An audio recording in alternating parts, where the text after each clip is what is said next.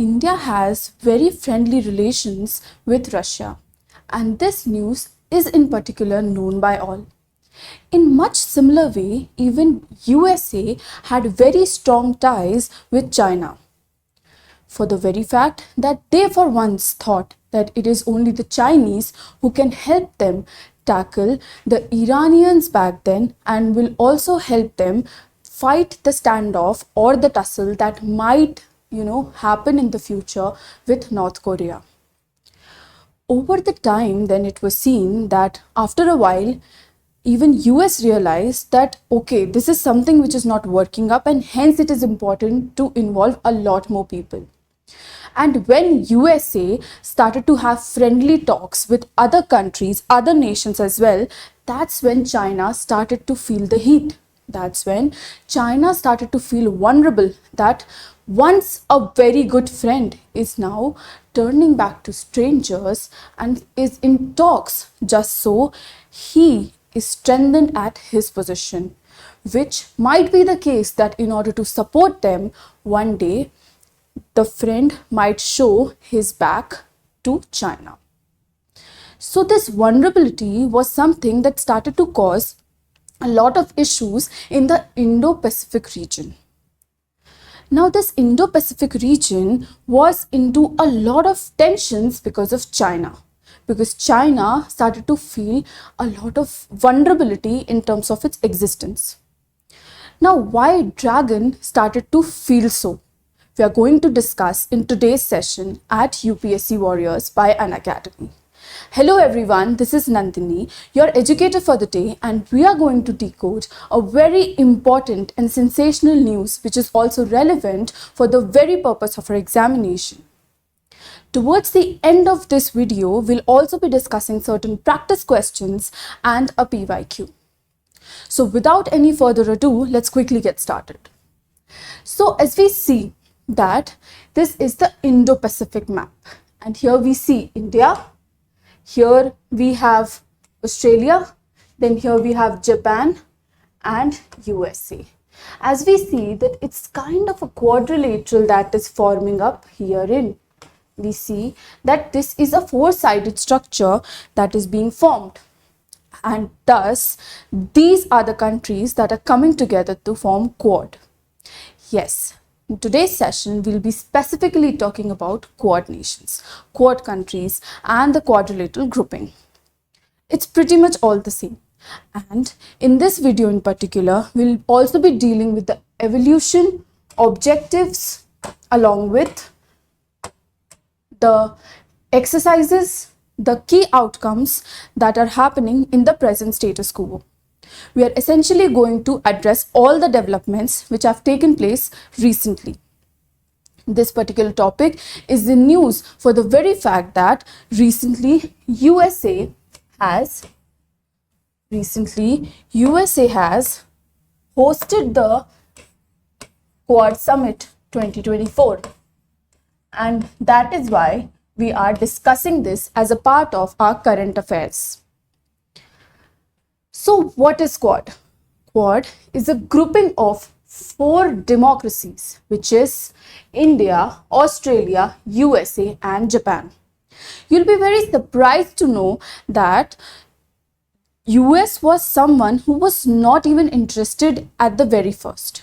It was Japan and India that pushed all the other two all together just so certain aspects could be covered in terms of the tussle which is happening in the Indo-Pacific region, the problems that are happening due to China, also the trade issues along with the recent developments that take place every now and then. And that's how we consider the existence of Quad and it having the aim of ensuring a free and open international order based on the rule of law in the Indo-Pacific. Because they certainly thought that it is very important that at all times we as a country, we as a group, tend to address the very aspect of the resolution that is being passed by the United Nations Security Council. If we talk about the objectives of the Quad, then the primary objectives were maritime security. It was about combating the crisis. It was about also the vaccine diplomacy, creating an ecosystem, and boosting the technological innovations. So as I mentioned, that it pertained to deal with the holistic aspect of development in terms of addressing all the nations individually and in the form of a group. The evolution of Quad was like that it started because of an tsunami that basically had hit the Indian Ocean, and that's when, for the purpose of disaster mitigation, these four nations had come up together to help each other. And after that, there was no stopping. They then started with the naval exercises, they started with the trainings, and then eventually in March 2021, they met formally for the very first time. Virtually, of course. The naval exercise that is being talked of, which pertains to inculcate and encompass the four nations as such, is the Malabar exercise, which is the biggest naval exercise, which is the biggest naval drill known till now. And it was the very first time since 2007 that these four countries had come up together for a cause. And hence, naval exercise in particular is a very important point while we talk about the coming together of the nations to form Quad. When we talk about key outcomes, then it is very important for all of you to know that these outcomes are basically in reference to the 2024 summit that majorly was held and hosted by USA, where it was hosted in the hometown of the president, Wilmington. And that's when this declaration comes into play. This declaration basically talks about the peacemaking strategy in the Indo-Pacific.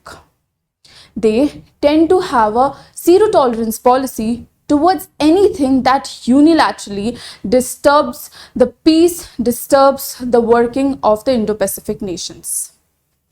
Then we have the Quad Cancer Moonshot that talks about tackling and eradicating and also lowering down the global burden of disease of cancer.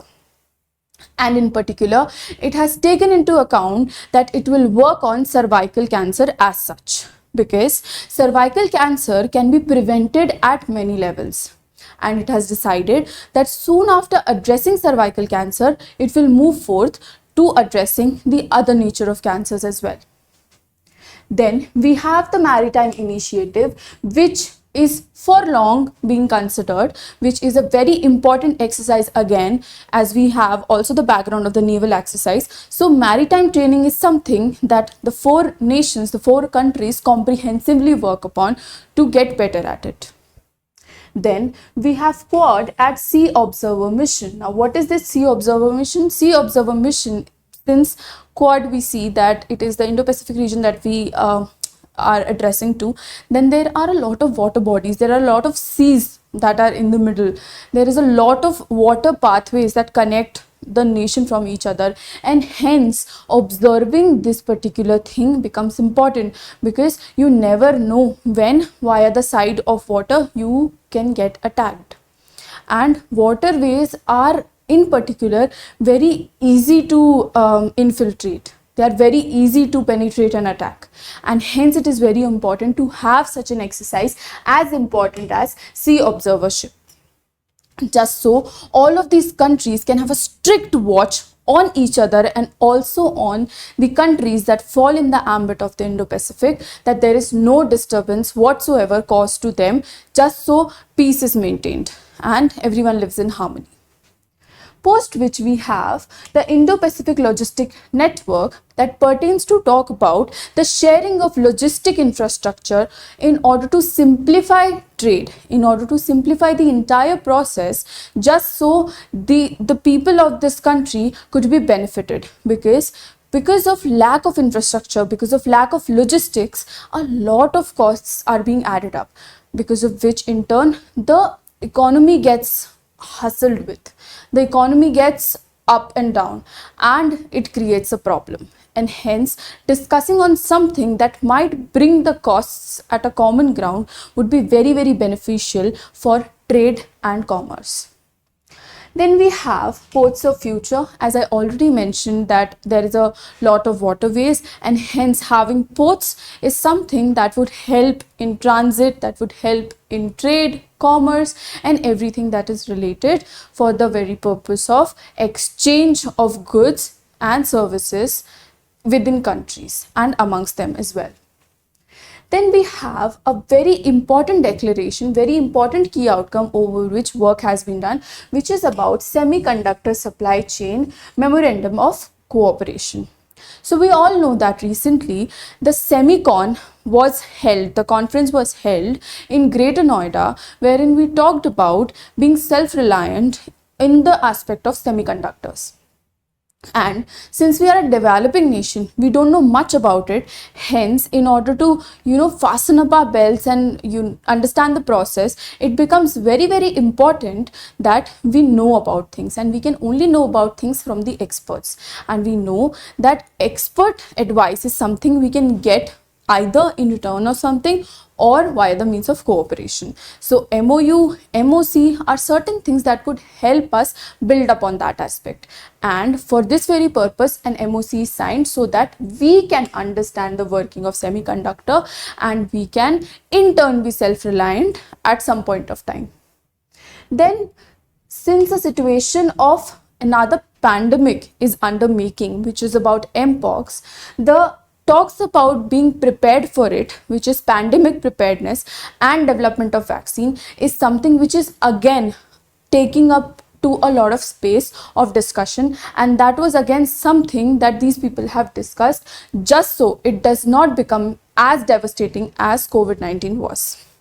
Next up, we have the Quad Scholarship Award, which pertains to give all the people who have completed their 4 years bachelor's program from any public university in the field of STEM. They will get some amount just so they could pursue their technological dream.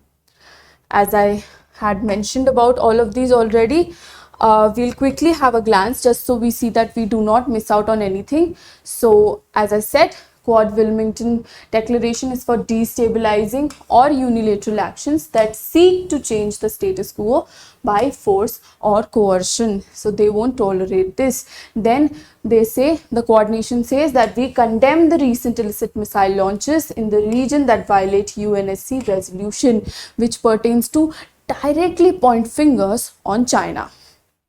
Then we have Quad Cancer Moonshot, wherein it was, as I said, it was launched by Quad, and it builds upon the COVID-19 collaboration and talks about having the scientific expertise and the private ownership just so the things in relation to cancer can basically be dealt with.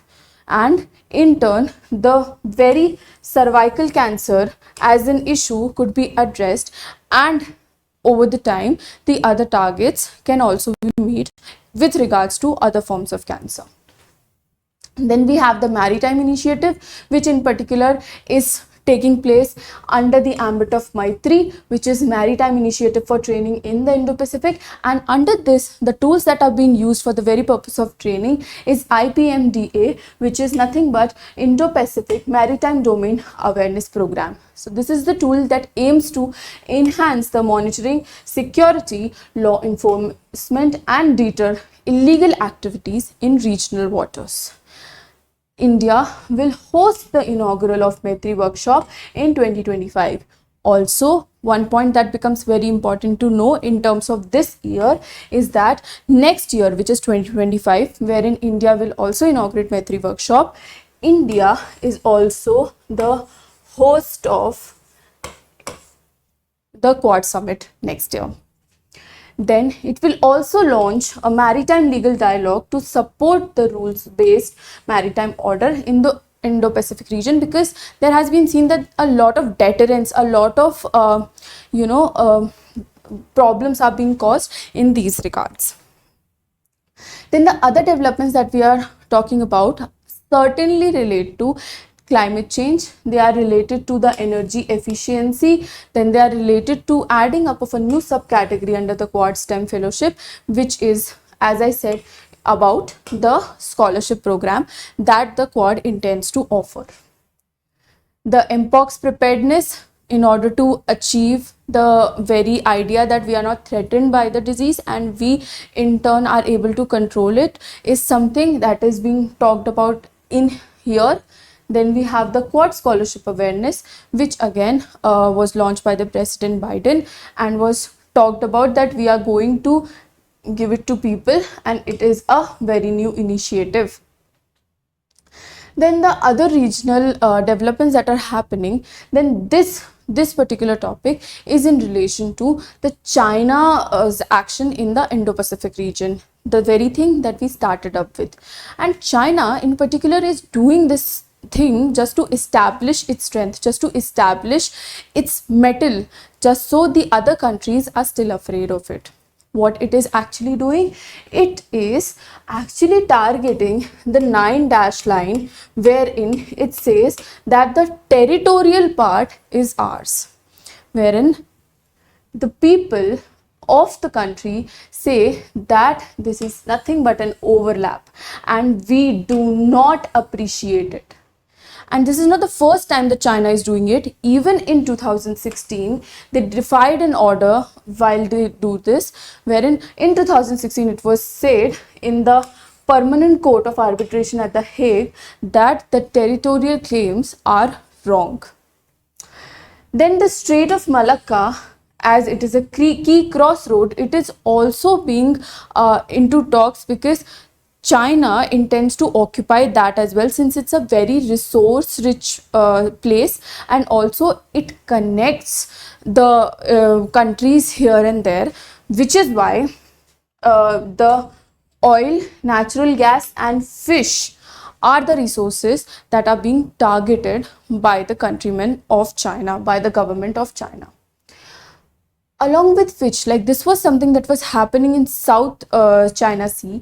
Now in East China Sea, what is happening? In East China Sea, China is creating situations wherein it is having high tensions with Japan and South Korea over what? Over exclusive economic zone.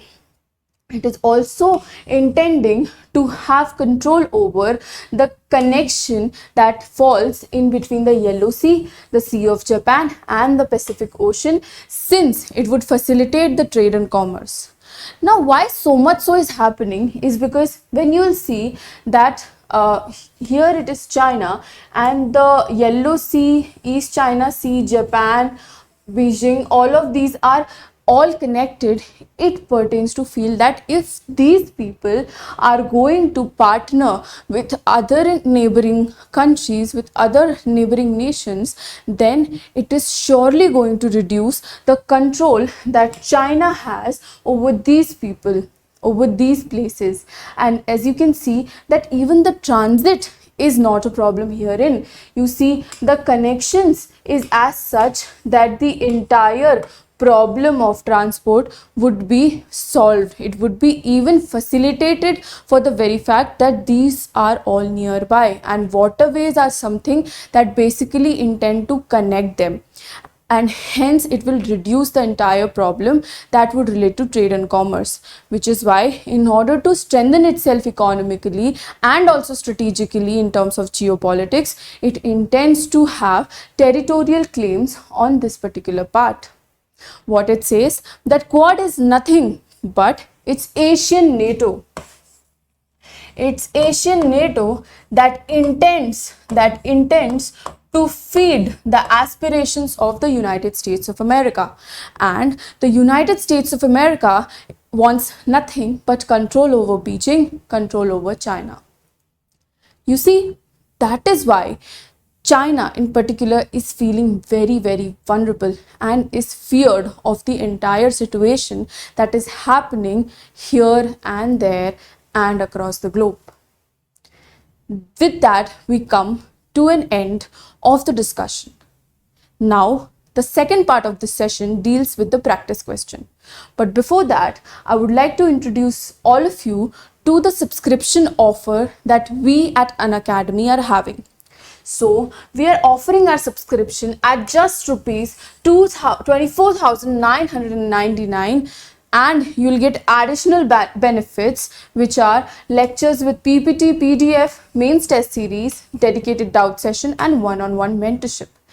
This is the only platform wherein you can have access to the world-class educators who are known for their expertise. Be it you use the course for Hindi, for English, or even the mix of all of the three, it is entirely your choice. And if you want to learn, please do enroll now, as we are starting up with the Liberty batch, which is the English medium batch, from 28th September, the Pathway 2025 batch from 25th September, which is a English batch again, and Aram 2026, which is a batch in Hindi from 27th September onwards.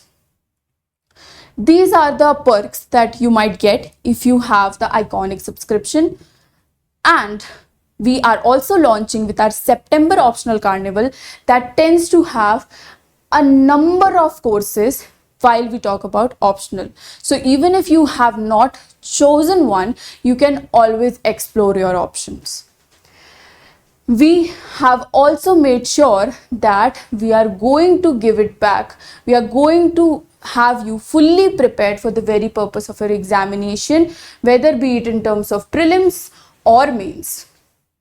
We have CSE Assure program, which intends, like no other platform offers, that intends to give your entire money back if this particular thing does not happen, if you do not get selected, if you do not clear your exam, then, and if you have purchased the course of over 2 years, then again we are going to give your money back if you do not get selected. So that is something that is not being offered by anyone. So if you want to avail this offer, please do not forget to use the code NST Live while you make the payment.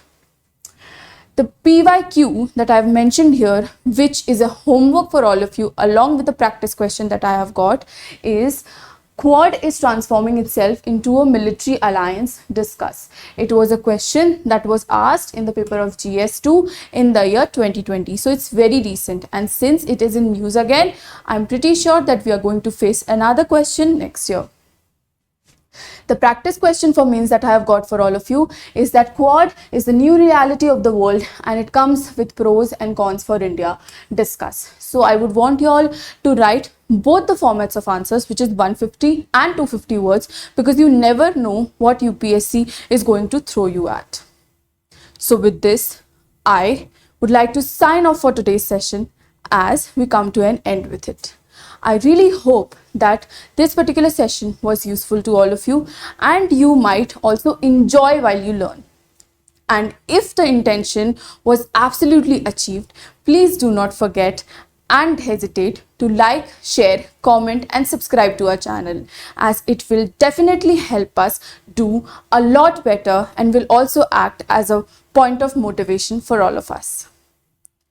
Thank you so much everyone for watching this session.